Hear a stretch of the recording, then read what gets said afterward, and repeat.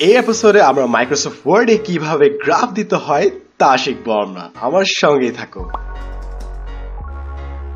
আমি সাদন সাদিক এবং আমরা সবাই জানি যে কোনো তথ্য খুব সুন্দরভাবে উপস্থাপন করতে হলে গ্রাফ এবং চার্টে কিন্তু কোনো বিকল্পই নেই।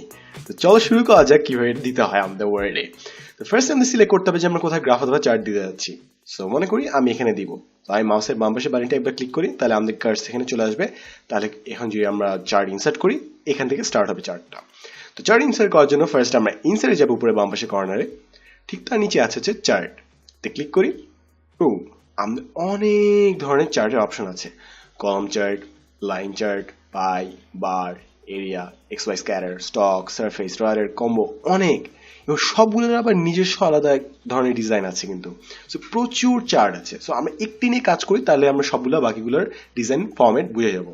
তো ফার্স্টে মনে করি আমরা কলাম চার্টে নিলাম, একদম বেসিক কলাম চার্ট যেটা ক্লাস্টার্ড কলাম, এবং ওকে ক্লিক করার সাথে সাথে বুম, আমাদের এখানে কিন্তু চার্টটা চলে আসলো। এখন চার্টে বিভিন্ন ভ্যালু ইনসার্ট করার জন্য ঠিক নিচে আমরা দেখব একটি মাইক্রোসফট এক্সেল আছে।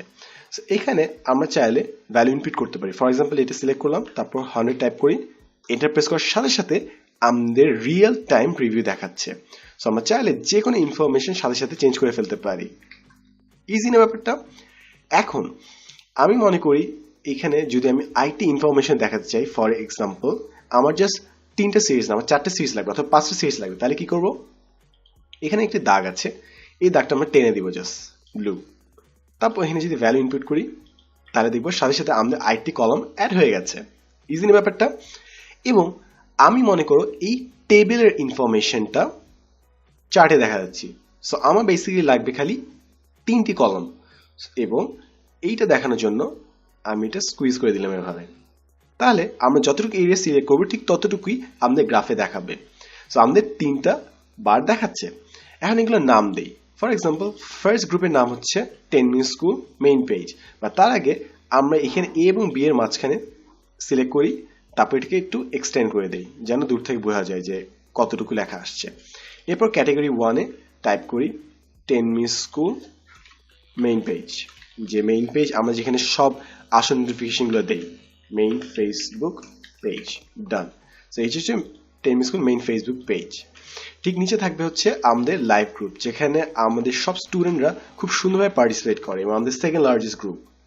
এবং থার্ডটা হচ্ছে আমাদের স্কিল ডেভেলপমেন্ট ল্যাব, যেখানে আমরা এই টাইপের ওয়ার্ড কিংবা পাওয়ার পয়েন্ট কিংবা অ্যাডোবি ইলাস্ট্রেটর সহ আরো অনেক ধরনের সফটওয়্যার টিউটোরিয়াল দিয়ে আসি। সো আমাদের 3টা গ্রুপের নাম লেখা শেষ। এখন এখানে টাইপ করে দেয় মেম্বারের নাম্বার। সো ফার্স্টেতে আছে হচ্ছে 3 লাখ মেইন পেজে। সো 5টা শূন্য। আমি যখন বানাচ্ছি, অর্থাৎ 6 মাস যখন বানাচ্ছি, তখন প্রায় 3 লাখ সদস্য। লাইভ গ্রুপে আছে প্রায় 2 লাখ সদস্য। আশা করি নাম্বারটা ঠিক আছে। এবং স্কিল ডেভেলপমেন্টে আছে 60,000। তো এই হচ্ছে আমাদের 3টা নাম্বার। এরপর এটা কি দেখাচ্ছে বেসিক্যালি, সিরিজ 1 বা সিরিজ 1টা আসলে কি দেখাচ্ছে? আমাদের 10 মিনিট স্কুলের সোশ্যাল মিডিয়া স্ট্যাটিস্টিক্স দেখাচ্ছে বেসিক্যালি, তাই না? ডান। এরপর এটাকে একটু এক্সটেন্ড করে দিই, এটাকে একটু এক্সটেন্ড করি। তো এখন এটা ক্রস দেই, তাহলে দেখবো যে আমাদের এখানে কিন্তু চার্টটা চলে আসছে। সো আমরা আমাদের চার্ট কিন্তু বানিয়ে ফেলেছি ইজিলি। এখন জাস্ট এক্সপ্লোর করব কোন কোন অপশন কি কি করে। তো ফার্স্টে আছে হচ্ছে আমাদের এই text wrapping option, layout option. So এটা কি করে বেসিক্যালি, মনে করি কিছু ইনফরমেশন আমরা নেই, এইখান থেকে ইনফরমেশন নেই। ফর এক্সাম্পল এটাকে কন্ট্রোল সি প্রেস করে কপি করি, এরপর কিবোর্ডে কন্ট্রোল এন্ড প্রেস করি, তাহলে আমাদেরকে শেষে পাঠিয়ে দেবে। এরপর এখানে কন্ট্রোল ভি প্রেস করি, তাহলে আমাদের পেস্ট হয়ে যাবে। এখন আমি ফর এক্সাম্পল এই চার্টটাকে একটু ছোট করে দিলাম, এভাবে স্কুইজ করে দিলাম। তারপর যে আমি এই লেআউট অপশনসে যাই, তারপর যদি বিভিন্ন লেয়ার অপশন সিলেক্ট করি, তাহলে দেখবো টেক্সটটা ওর পাশে বিভিন্নভাবে সেজে যাচ্ছে। সো আমাদের লেআউট অপশন হচ্ছে আমাদের চার্টের আশপাশে টেক্সট কিভাবে মোড়াবো তার অপশন। তারপর তো এটাকে ডিলিট করে দিই। ডান। এবার এটাকে আগের জায়গায় ফিরিয়ে আনি। সো আমরা আমাদের লেয়ার অপশন ফার্স্টে বুঝে গেছি। আরো 3টা অপশন আছে, একটি টিকে এক্সপ্লোর করি। এবার হচ্ছে যে প্লাস সাইন, যেটা হচ্ছে চার্ট এলিমেন্টস। ক্লিক করি, আমরা বিভিন্ন চার্ট এলিমেন্টের অপশন দেখাবে, এবং বক্সে টিক দিলে এলিমেন্ট থাকবে অথবা থাকবে না। সো অ্যাক্সিস কি থাকবে নাকি থাকবে না, বেসিক্যালি আমাদের অ্যাক্সিস দেখতে হবে যে কোনটা কোনটা লাগবে। এবং আমরা ঠিক ডান পাশে সবগুলো দেখবো কতগুলো অপশন আছে, ট্রায়াঙ্গেল দেখাচ্ছে।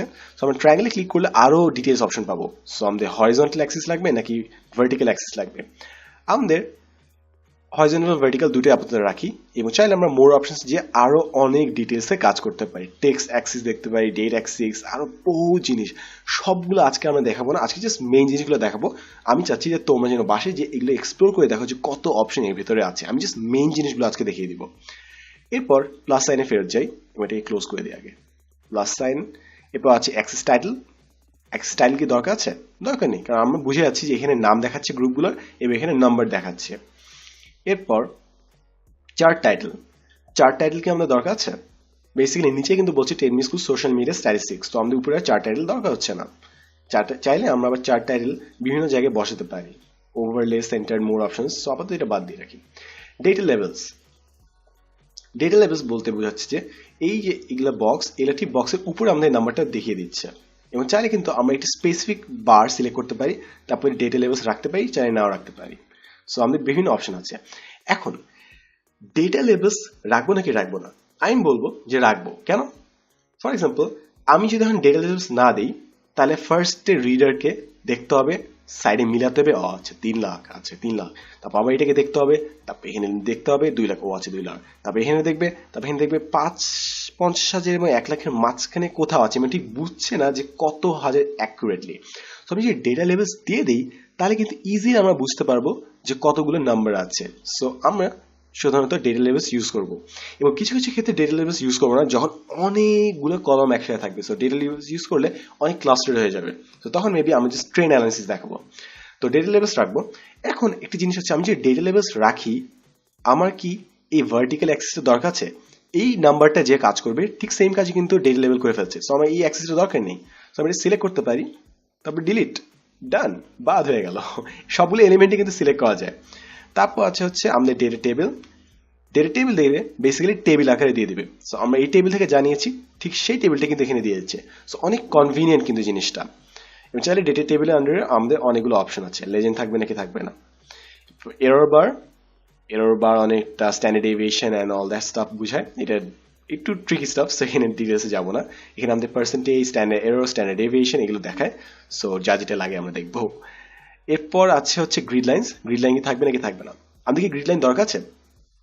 দরকার নেই তো, কারণ আমরা কিন্তু লেভেল কিন্তু অলরেডি বলে দিচ্ছি যে কত ভ্যালু। সো আমাদের গ্রিড লাইন দরকার নেই এখানে। এরপর হচ্ছে লেজেন্ড। লেজেন্ড অর্থাৎ এই গ্রাফটা কিসের গ্রাফ। সো লেজেন্ডটা জিততে পারি এবং এটাকে বটমে দিয়ে দিই, কারণ আমাদের সবসময় জানা দরকার যে এটা কিসের গ্রাফ, ওটা যেন বুঝতে পারি। এবার হচ্ছে trade line. Trend line, trend line বলে যে কোন দিকে ট্রেনটা যাচ্ছে এবং এখানে বিভিন্ন ধরনের ট্রেন্ড লাইন আছে, এমনকি ফরকাস্টও আছে। সো অনেক সময় আমরা ফিজিক্যাল অ্যানালিসিস করি বিভিন্ন কোম্পানির বিভিন্ন বছরের নেট প্রফিট। সো এই লিনিয়ার ফোরকাস্ট ইউজ করে আমি ইজিলি বুঝতে পারি যে পরের বছরগুলোতে কোম্পানি কি লাভ করবে নাকি লস করবে। সো বিভিন্ন অপশন আছে, আমরা জাস্ট নিজে এক্সপ্লোর করে দেখবো। এই হচ্ছে আমাদের বিভিন্ন টাইপের ডেটা অ্যানালিসিসের চার্ট এবং ফরম্যাট। আশা করি সবাই ইজিলি বুঝতে পারছি যে এখানে কি হচ্ছে না হচ্ছে। সো খুবই সিম্পল না, তাই না? এরপর হচ্ছে তুলি। বেসিক্যালি এটা হচ্ছে স্টাইল করে। সো বিভিন্ন ধরনের স্টাইল কিন্তু আমাদের এখানে আছে, যেটা ইচ্ছা আমরা সিলেক্ট করতে পারি। সো আমার এই স্টাইলটা বেশ ভালো লাগছে। তারপর এখানে কালারও আছে, আমি বিভিন্ন কালার প্যালেট চুজ করতে পারি। সো আমার আপাতত এই কালার প্যালেটটি ভালো লাগছে, আমি কালার প্যালেট চেঞ্জ করবো না। এবং এখানে আছে যে ফিল্টার। ফিল্টার কি করে? বেসিক্যালি বিভিন্ন ইনফরমেশন ফিল্টার করে, যা বলছে ঠিক তাই করে। ফর এক্সাম্পল, কোনো একটা মিটিংয়ে আমি খালি এই 10 মিনিট স্কুল মেইন ফেসবুক পেজটা দেখাতে যাচ্ছি, বাকিগুলো দেখাতে যাচ্ছি না। সো আমি ক্যাটাগরিজে যে এটা হাইড করে দিব, খালি মেইন পেজটা দেখাবো। তারপর অ্যাপ্লাই দিলে খালি মেইন পেজটা দেখাবে, বাকি দুটো পেজ কিন্তু আমাদের দেখাবে না।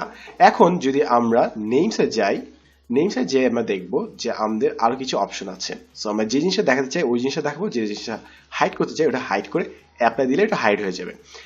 এখন কোয়েশ্চেন আসতে পারে যে ভাই কেন আমি বিভিন্ন ডেটা হাইড করব? সিম্পল, কারণ অনেক সময় আমাদের পুরো ডেটা দেখানো দরকার নেই, আমরা ঠিক যে জিনিসটা আমাদের যুক্তিতে প্রমাণ করতে যাচ্ছি ঠিক সেই ডেটাটা আমরা দেখাবো। যদি চায় ইন্টারভিউ কিংবা যে কোনো যারা কোয়েশ্চেন করছে, যদি চায় যে এক্সট্রা ডেটা আমি যেখানে টিক চিহ্ন দিয়ে অ্যাপ্লাই দিব, তাহলে আমরা বাকি ডেটাগুলোও কিন্তু দেখাতে পারবো ইজিলি। সো এই হচ্ছে ফিল্টারের কাজ, যে ইনফরমেশন আরো সহজভাবে আরেকজনের কাছে এক্সপ্লেইন করা। এখন সবগুলো অংশ আমরা এক্সপ্লেইন করে ফেলেছি। উপরে ঠিক ফরম্যাটে এবং ডিজাইনে কিন্তু সেম জিনিসগুলো আমরা আবার ঘুরে ফিরে পাবো, যে বিভিন্ন টাইপের chart type and design on all that. So যা যেটা সুবিধা হয় ওটা সিলেক্ট করবো, তাই না? সো এই হচ্ছে চার্ট টাইপ। কালার চেঞ্জ করতে পারি।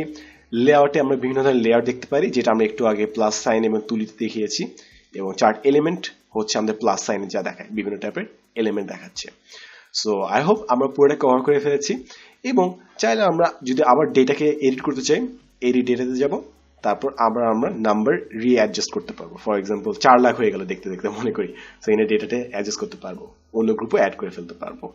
সো এই ছিল হচ্ছে আমাদের ইন্টায়ার চার্টস অ্যান্ড গ্রাফের টিউটোরিয়াল। আশা করি আমরা নতুন কিছু শিখেছি এবং কিভাবে আমরা সুন্দরভাবে গুছিয়ে ইনফরমেশন প্রেজেন্ট করতে পারি তা নিয়ে একটি আইডিয়া পেয়েছি। সো আজকের জন্য এতটুকুই, দেখাবে নেক্সট এপিসোডে নতুন করে ফিচার নিয়ে মাইক্রোসফট ওয়ার্ডে। আমি Salman Sadik, and as always thanks for watching. তোমার যদি মনে হয় এই ভিডিও টিউটোরিয়ালটি দেখলে অন্য কোনো লাভ হবে, তার সাথে শেয়ার করতে কিন্তু ভুলবে না।